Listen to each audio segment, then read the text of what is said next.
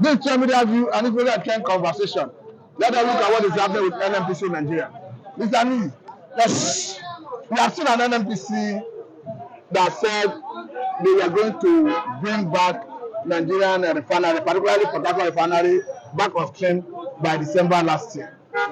As we speak, it's not on record that they are refining. It's not yet on record. And we are not seeing what is coming here. We say no plan to hike fuel price. NNPC assure Nigerians. The question is, if they were not able to live up to their promise of making the Port Harcourt refinery able to work as of December last year, do we still rely on this promise or pledge that they don't plan to hike fuel price? Mr. Matthew, I think we just have to be pragmatic here. As the fuel price gone up. No. It's a promise. Hold on. As the fuel price gone up. No, the question is not whether the fuel price has gone up. Ask me a question. As the price gone up. The price has gone up before. What are you? As the price is the price. The price. On the street, what's the price right now? Answer straight. The question I'm asking is this: the fuel price went up. Do we believe NNPC in the face of their fake promise in the past? Okay, Mr. Matthew. First and foremost, the NNPC said that the refinery will be completed by December, and it has been completed. The first one, mechanical and installation has been completed. That was not what they told us. Yes, it's what they told you. No. No, they did not tell you they will start refining. They did not tell you they will start refining by December. No. They said by December, Mr. Matthew, refinery will come on board. Simple. On that refinery. Mr. Matthew, what they say is damage control. Please stop telling lies. I'm not telling lies. I am telling you what is happening.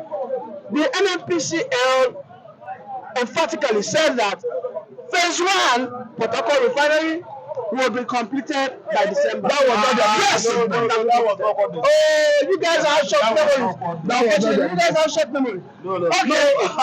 We don't have. No, we don't have short memory. I think we just telling you. Okay. But on the issue of price increments, the president. Do you believe NNPC? Should we? Yes, we should. We must. And we have to, because on the streets, start production. No, we are not talking about production. We're talking about their promise to maintain sustainable price. The price will not be increased in any country. Perhaps I should ask you. Some persons have argued, including marketers of petroleum products, that federal government may be secretly paying subsidies on gasoline, premium motor spirit, popularly called fuel. This is not far-fetched because, as at the time Mr. President said, subsidy is gone. The landing cost of fuel have changed currently. So it implies that if the landing costs have increased, that the cost of premium motor spirit per liter at the filling station would have increased. Do you believe marketers that federal government may be secretly paying subsidy? Well, you want me to believe speculations and not believe the fact that NNPC has actually, released to the public. NNPC said they are recovering their costs. Okay? And to not forget that NNPC happens to be the biggest, oil marketer. What you mean recovering of costs? Yes. Now, what we are asking is this. Hold on. You are asking me about subsidy. And I'm telling you that NNPC have various means to skim their cards. So that our viewers can get it. Yes, they have various means. It beats every logic not to agree that subsidy is currently being paid. Okay? Yes. It beats every logic. But I can tell you that if NNPC tell me that they are recovering the cost of selling for that price, okay, then I believe it. Could that be a diplomatic way of trying to avoid? Yes, it's possible. It's possible. It's possible. Okay, it's possible. What purpose is that serving? To deceive Nigerians? But whatever purpose you think it's serving, the point is, the advantage is what we should extract. And it is that we are able to get fuel at 586 naira in some places, 600 naira as against 1,200 for the time being. Because we cannot be speaking on the two sides of our coin. Pre-campaign, pre-election, pre-inauguration of this presidency, we all supported subsidies to be removed. We haven't seen the impact of the subsidy. They will never Do support we want a rollback? they will never support unification of dollar at the official window. Unification, Which is a major unification of dollar economy. was a key point that all the aspirants even talked about. They said that under them, there will not be arbitrage. And we know that because of the massive, gap between the official market and the black market, there was massive arbitrage. By the way, there's still arbitrage even as we Can you speak point today. to a document Even as we speak. article before the election, and that will be or one say where Well, I can show you. I can even show you a we are going to video. I unify. can show you a video, debate where Obi and Atiku categorically stated that under my administration, if I'm elected, we will no longer have arbitration because what we have is a single, price of dollars. You do Even as recent as I think 5 months ago, Obi was on arrest. He was interviewed by Rufai. Rufai asked him, how would you have backed the dollar? He said he would go and borrow money and back the dollar not to sell above $600 to $700 naira per dollar. And he asked, where will you get the money? He said, we'll borrow. This will be your standard.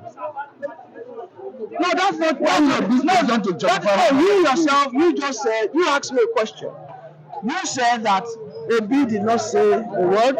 You said Atiku did not say a word. I'm only asking. No, you asked me about it, and I'm telling you what Obi said. So now you are trying to, I don't get where you are taking the conversation. No, I'm asking you to be your standard. Obi is not the standard in Anambra State. So why are you really Obi is an aspirant. And he has every right to be called out when it comes to. He was a candidate in the election. He was a candidate. He aspired, so we can call him out at every point. That this is, and he has declared himself as a main opposition. So of course, his name will not leave our lips as far as we're concerned in this country. So, Mr. Lee, finally, are you worried that Nigerians are complaining of hunger under this administration? I am worried. I am totally worried. What is your advice to the government? I think we need to see the sense of urgency and intervention of the presidency. As it is today, we are not seeing that urgency enough. I think the docility of the government is being encouraged by the complicitness of the citizens. We need to cry out. We need to gather ourselves together. But we are being divided by religious and tribal sentiments. And this is why I am calling for a removal of the Sharia law from the Federal Republic Constitution. So we will start seeing Nigeria as a nation that doesn't in any way support any religion. Because if the Sharia law is categorically mentioned in the Nigerian Constitution, then it's an indictment on the Christians, and especially the Khan, for them not to have that capacity to galvanize all the Christian senators that they should push for the integration or the removal of Sharia law, integration of the Christian doctrine, or the removal of the Sharia law from the Federal Republic of Nigerian Constitution. Because as it were, the Constitution embodies, and I think it's also it's